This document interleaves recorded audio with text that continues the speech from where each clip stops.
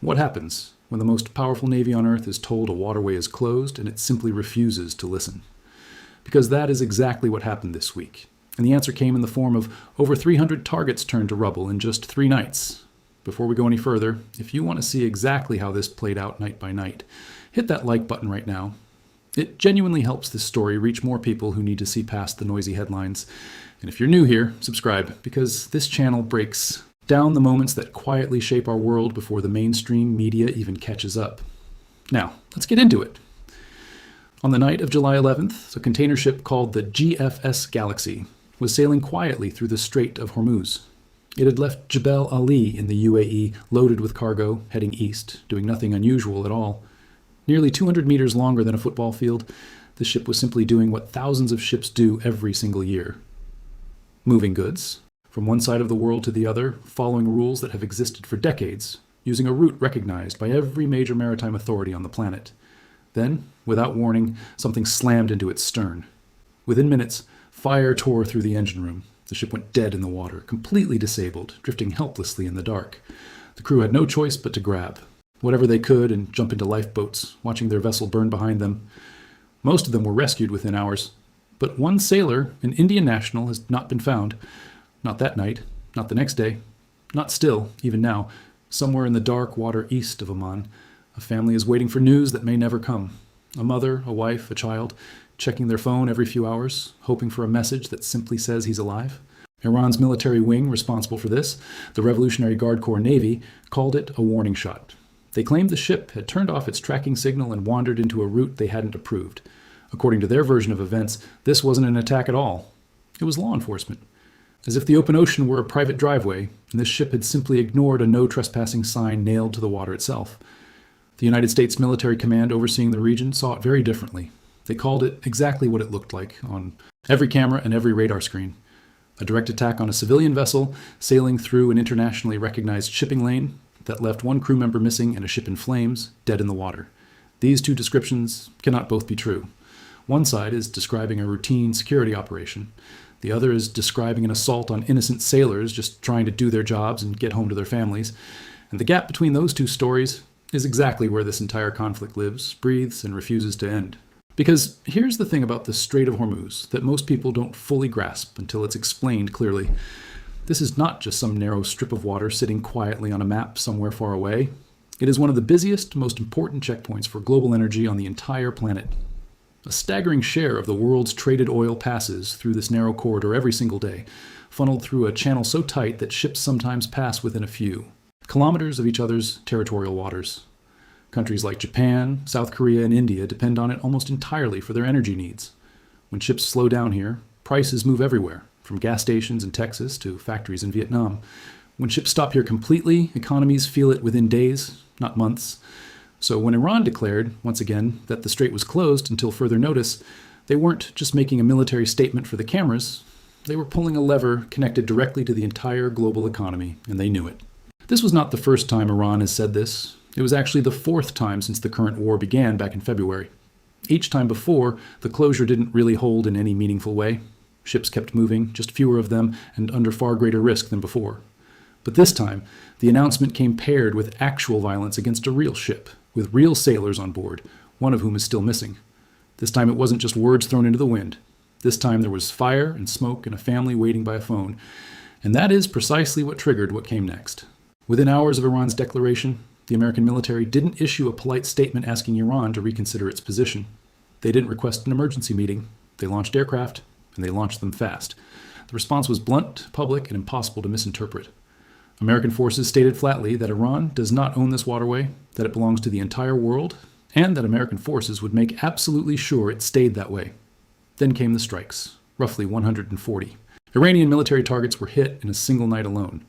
When you add that number to the nights before it, the total crossed 300 targets destroyed in less than a week. 300 targets. Think about the scale of that for a moment. That's not a single airstrike making headlines for a day. That's a sustained, deliberate campaign. Radar stations went dark, naval facilities were reduced to rubble, missile storage sites were emptied out and fireballs visible from miles away. Fast attack boats, dozens of them, sitting quietly in their docks, were destroyed before they ever left port. One by one, piece by piece, the exact infrastructure that Iran would need to actually enforce a closure of the strait was being systematically erased from the map. And here's what makes this so fascinating from a strategic standpoint, something that most coverage completely glosses over. This wasn't the first night of strikes. It was the third in a clearly rising sequence, each one bigger than the last. The first wave, days earlier, hit around 80 targets after Iran attacked a tanker in the region. The second wave hit 90 targets the following night. The third wave, triggered directly by the attack on the GFS Galaxy, hit 140 targets in a single sweep. 80, then 90, then 140. That's not a coincidence, and it's definitely not random. That's a message written in numbers, sent by one military to another. Every time Iran escalates, the American response gets bigger, not the same size, not smaller. It's a deliberate pattern designed to make Iranian commanders think twice, maybe 3 times, before pulling the trigger again, because they now know with certainty that the consequence won't match the last attack. It will exceed it, every single time. But here's the twist that makes this situation far messier and far more dangerous than it looks on the surface. The people ordering these ship attacks and the people trying to negotiate peace behind closed doors may not even be the same people, working from the same playbook, or even talking to each other on a regular basis.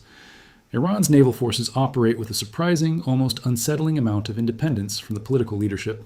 A commander sitting in a coastal base deciding to fire on a passing ship isn't necessarily checking with the diplomats trying to keep peace talks alive in another country entirely. So while Iran's political leadership might genuinely be searching for an exit ramp from this war, its military wing may be driving straight past that exit, foot pressed firmly on the gas pedal with no intention of slowing down. This single fact might explain almost everything confusing about this conflict from the outside looking in. Why ceasefires collapse within days. Why promises don't hold longer than a headline cycle. Why the exact same mistake keeps repeating itself over and over. It's not one single Iran making these decisions. It's several competing centers of power, each pulling hard in a different direction. And the rest of the world is caught somewhere in the middle of that violent tug of war, watching ships burn as a result. Now let's talk about how America is actually fighting this war, because the tools being used here are genuinely worth understanding, not because we love machinery for its own sake, but because these choices tell us exactly what kind of war this really is underneath the surface. Fighter jets equipped with radar-hunting missiles are being sent in first. Their entire job is to blind Iran's air defense systems before anything else happens. Once radar goes dark and silent, the missiles guarding Iranian territory become far less effective, almost like trying to catch a fly in a pitch-black room with your eyes closed. Stealth aircraft go in next, jets built to be nearly invisible to conventional radar, scouting the most heavily defended areas before anyone else dares to arrive.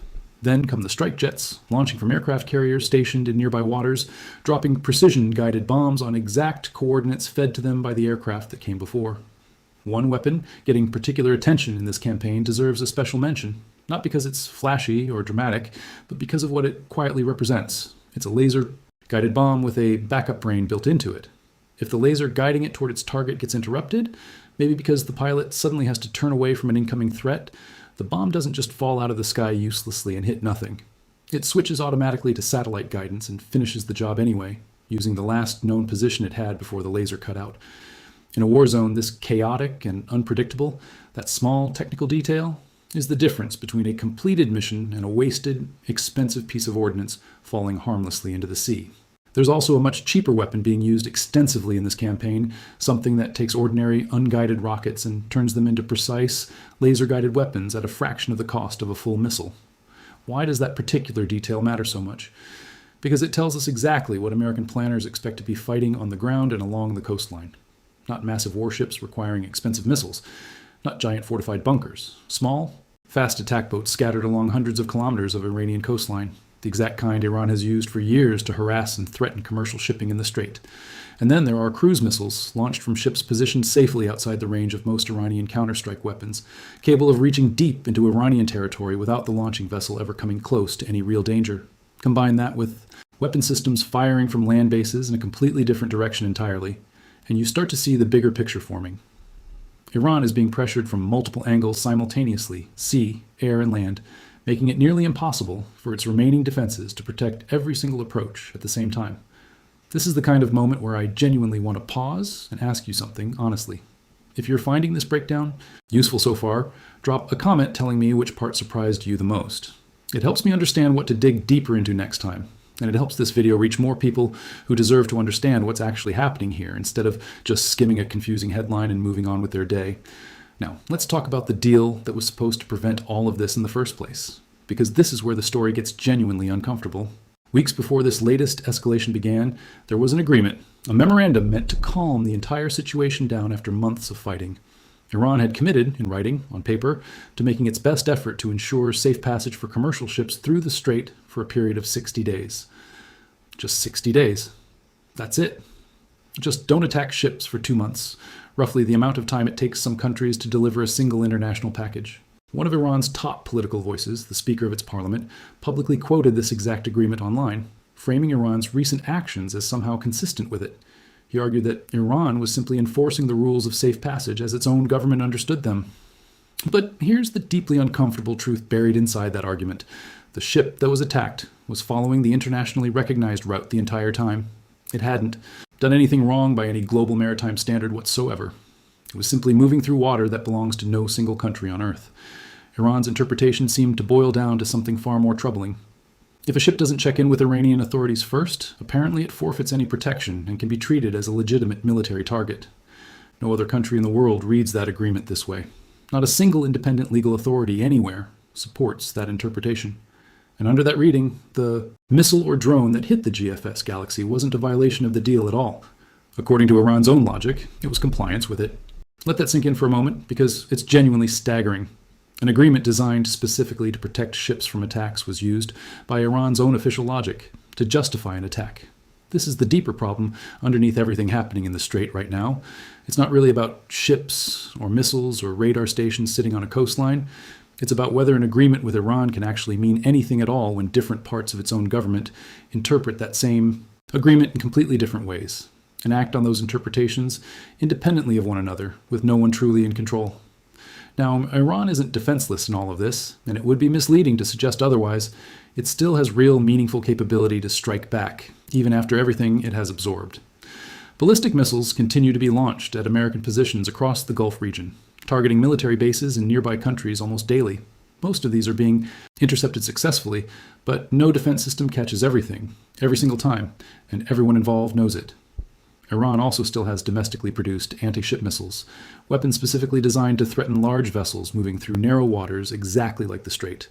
These weapons don't require Iran to risk its remaining ships or aircraft in open combat. They can be launched from hidden positions along the coastline, making them significantly harder to fully eliminate through airstrikes alone, no matter how many targets get hit each night. But here's the harsh strategic reality Iran is quietly facing behind the scenes. Every missile fired that gets shot down is a missile that cannot be reused or recovered. Every drone destroyed midair is one less drone sitting in the arsenal for tomorrow. And because of ongoing economic restrictions and sanctions, Iran cannot simply manufacture new weapons at the same pace it's currently losing them. This is quickly becoming a war of attrition, and attrition eventually favors whichever side can restock its arsenal faster than the other. There's also a quieter threat lurking beneath the surface of the water itself, one that rarely makes headlines but matters enormously: sea mines. Unlike missiles or fast boats, mines don't need to be fired, aimed, or piloted by anyone. They simply sit there in silence, waiting patiently for a ship to pass close enough.